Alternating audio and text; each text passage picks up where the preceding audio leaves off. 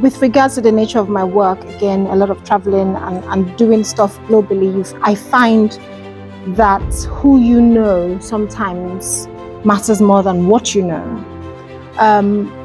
So I have decided as part of my strategy is to make structural connections. So in other words, allyship. So when your hand is up, make sure that you are giving into hands that are under yours, because you never know when the hands will flip. What do you have, and what are you willing to give for what you want? And that's the best way to create allyship. So what I would say for allyship to work, you need to maximize your own value, which is check your hands. What do you have in your hands? And what are you willing to give for what you want? Thanks, that's a good question. I think people think that change is the threat, but it isn't. It's a poor structure to change that is threatening. So change is normal. That's the one thing we know is constant. But if we don't have a framework, whether as an individual, as an organization, or as a leader, to manage change or to deal with the change, then we get into trouble.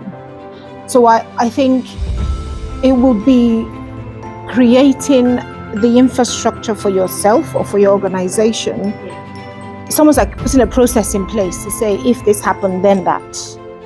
Making it contextual within your space to make it work.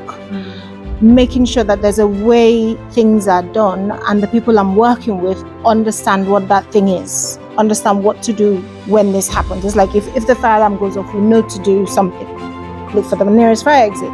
So when it happens, we're not like, oh, I'm confused, what's going to happen now? We're all going to burn and die. No, you know the steps to take. It's just as simple as that. So within your space, within your organization or your business or your job, if you can create the infrastructure for change, you can then manage change and still perform through it. I'll add to that to say your why. Your why could be your purpose, could be your intention.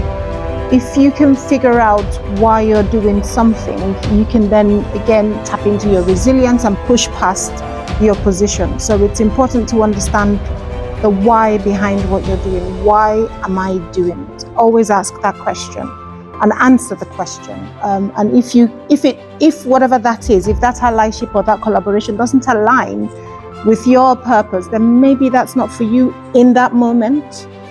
So it's always good to have that and remember your own self-agency. You know, you are able, you can.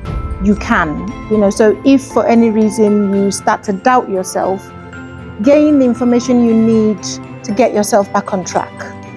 Because often what happens is when we lose our own self-agency, life becomes a bit hard. Because things happen, change will always come.